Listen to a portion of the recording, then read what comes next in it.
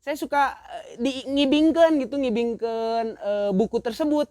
Saya imajinasikan bahwa itu adalah karakter wayang golek gitu. Jadi saya suka menari-narikan buku gitu, buku pelajaran. Nah, teman-teman suka kalau dalam bahasa Sunda tuh suka nanggap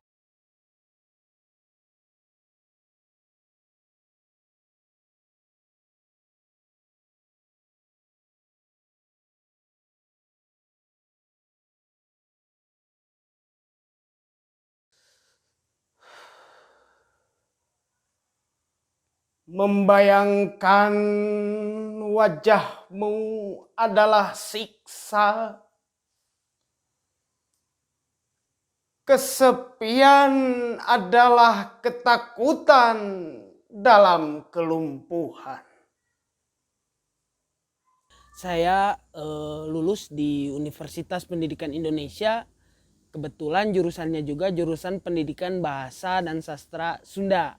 Ya, jadi otomatis mengajar juga bahasa Sunda. Saya emang dari keluarga seni. Kakek saya salah satu pimpro ya. Salah satu pimpinan produksi salah satu grup jaipong di daerah Margasari, Pasawahan, Purwakarta. Nah, dari kecil emang lingkungan keluarga itu dari ayah, kakek juga semuanya seneng musik daerah gitu. Baik itu kecapian, jaipongan, wayang golek. Nah, mungkin dari sana timbul rasa dari diri pribadi, wah asik juga nih masuk pendidikan bahasa Sunda. Tapi sebenarnya kalau keinginan pribadi sih masuk jurusan seni musik daerah di ISBI dulu tuh. Cuman nih background ayah saya dan kakek saya adalah seorang pengajar. Jadi kata ayah tuh dulu pakai bahasa Sunda dulu tuh. Geus lah mending ka UPI ngajar nuturkeun babeh cenah. Jang naon kanu lain bisi teu bisa hirup cenah ngomongna teh kitu baheula teh.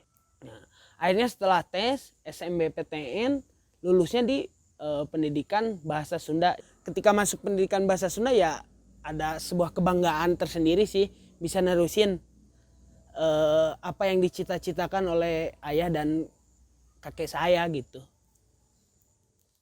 Kalau bicara sana kesenian Sunda ya, kan banyak banget nih kesenian Sunda, ada jaipong, terus ada juga wayang golek, ada juga calung dan seni-seni yang lainnya. Nah, karena dari kecil ikut kakek suka nabe atau pentas.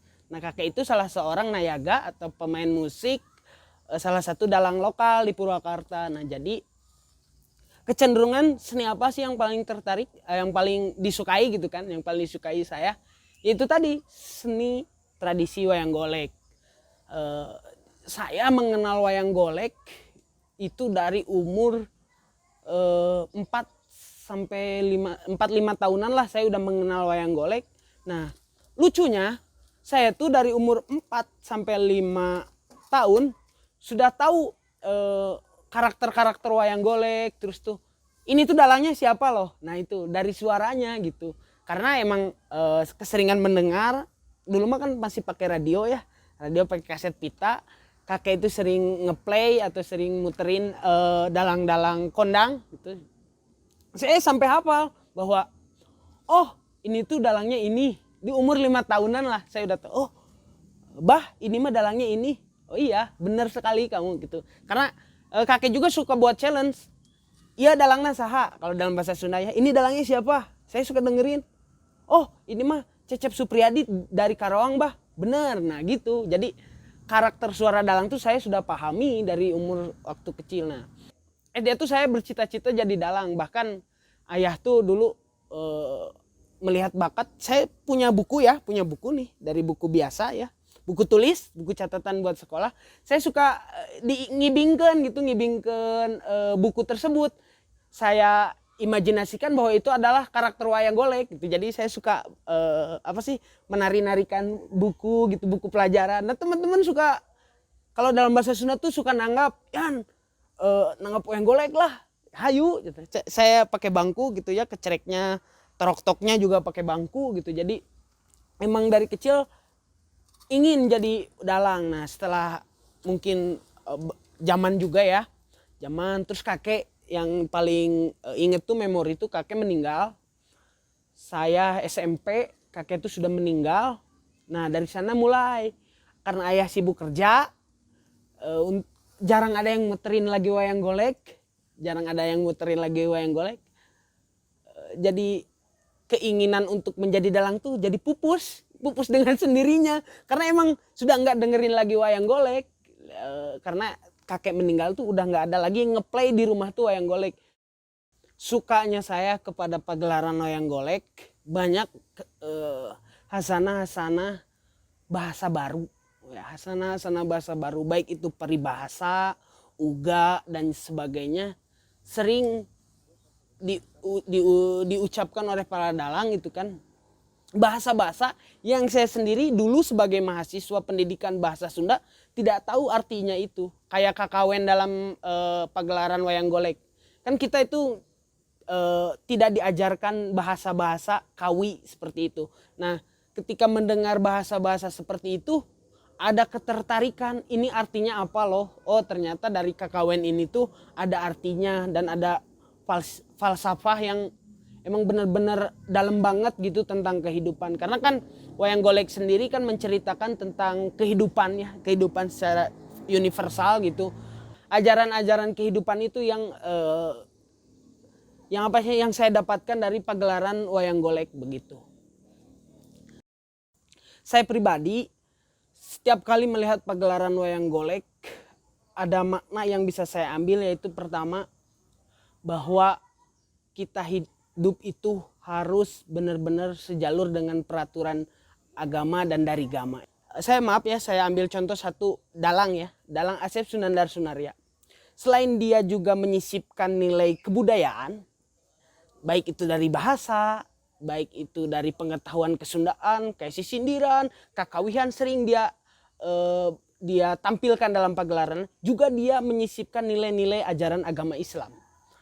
Salah satu yang paling saya sukai itu dalang, yaitu Asep Sunandar Sunaria. Ya dia bisa menyisipkan itu tadi. Selain emang karena ya nggak tahu gimana ya kalau dengar pagelaran wayang golek itu kan pagelaran yang kompleks ya.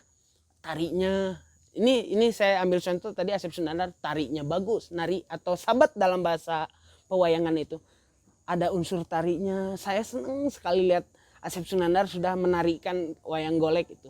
Terus ada musiknya yang sangat benar-benar nayaga-nayaga Asep Sunandar itu nayaga-nayaga yang profesional gitu. Jadi dia sajikan musik wayang golek dengan benar-benar penuh keprofesionalan gitu. Jadi enak untuk didengar. Nah itu seni musiknya. Terus ada seni perannya, seni teaternya juga ada, antawacananya.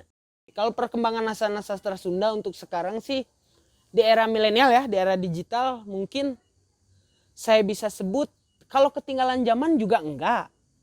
Kalau maju juga enggak gitu. Jadi di situ-situ aja.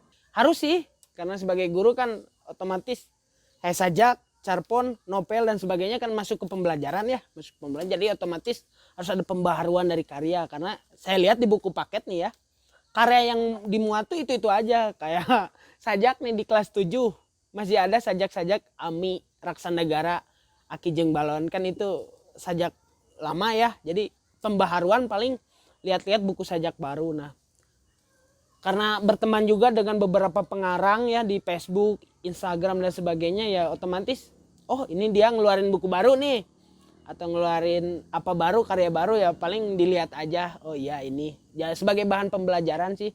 Nah saya lihat hasanah sastra Sunda di satu titik di mana dia akan berubah, karena saya lihat pengarang-pengarang Sunda sudah mulai masuk ke platform kayak YouTube, kayak udah berani dia buka Instagram. Ada beberapa pengarang Sunda yang masih kolotnya nggak mau pakai Instagram dan Facebook. Nah sekarang saya search gitu ke namanya, udah mulai punya akun nih. Berarti saya rasa sastra Sunda ini akan berubah nih di era milenial ini. Sastra Sunda akan berubah, saya lihat akan berubah.